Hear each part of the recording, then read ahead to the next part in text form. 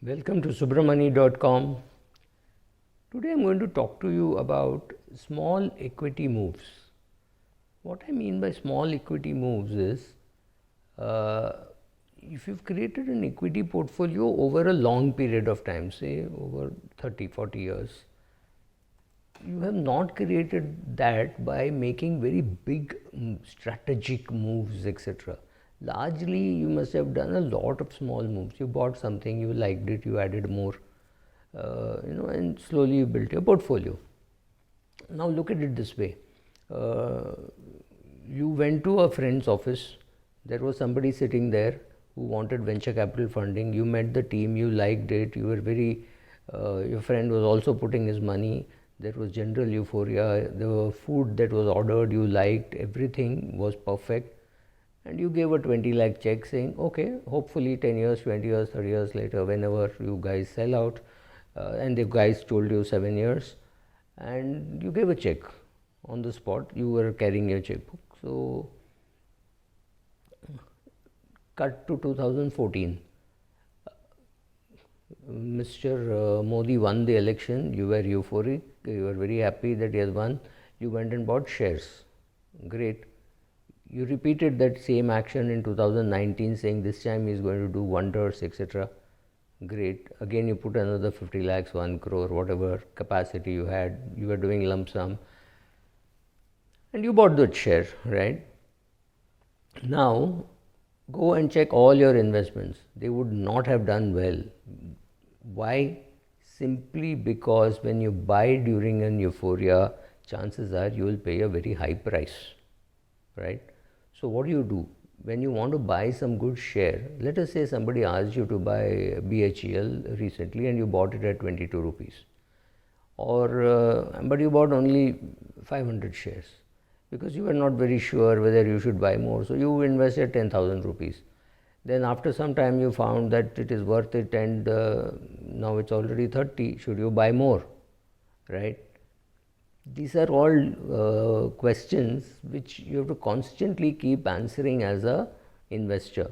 Now, if you can create a process instead of buying ad hoc, like for example, if you hear a venture capitalist requirement, somebody coming and talking, you say, okay guys, make a presentation without the PPT. You make notes, you keep it into 2-3 pages and tell them that I will come back to you after a week.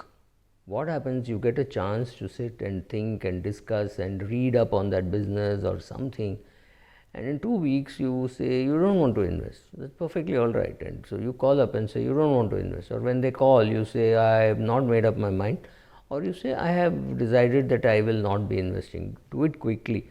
Saying no you have to do very quickly, because at least the other team can move on and collect money from somebody else. Somebody else might be interested. If you do not set up a process, very good chance that you will buy only during euphoric times.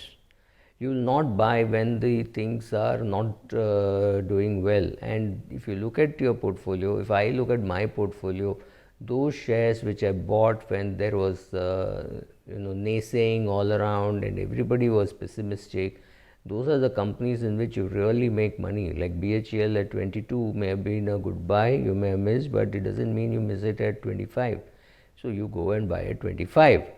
Yesterday when I was seeing the prices, it had already gone up to 27, right? So you just buy and you keep buying. Suppose you have been told that BHEL is a good share and you also agree, and you ask your analyst to see it and he feels it's a good buy, then you keep buying. You had only 500, you had only 10,000 rupees, so you bought 500. The minute you get another 1 lakh, you buy another 2,500, right? Hopefully prices won't go up too fast, but if your target price is say 125, doesn't matter whether you bought at 22, 25, 31, 35, doesn't really matter. You will buy as and when you have money, or as and when you develop the conviction that it is a good buy. Or you may start selling at 55 saying, okay, I have booked my profit, or to say I am reducing my exposure to bail. Perfectly all right. Everything is perfectly all right. But put a process. You decide how much you will buy on a portfolio of 5 crores. Your minimum stake should at least be 50 lakhs. What is the point in buying 2 lakhs, 3 lakhs? Let's assume you have a 5 crore portfolio. Why would you go and buy 2 lakhs of a share or 1 lakh 50,000 for a share? It is an insignificant portion, right? So you need to know how to do proper sizing, which means you take bigger bets. You put a process of buying. You say, okay, I want to buy Hindustan Lever, I'll buy it over a period of time. Perfect. Buy it over 3 years, 5 years. You're going to keep it for the next 35 years.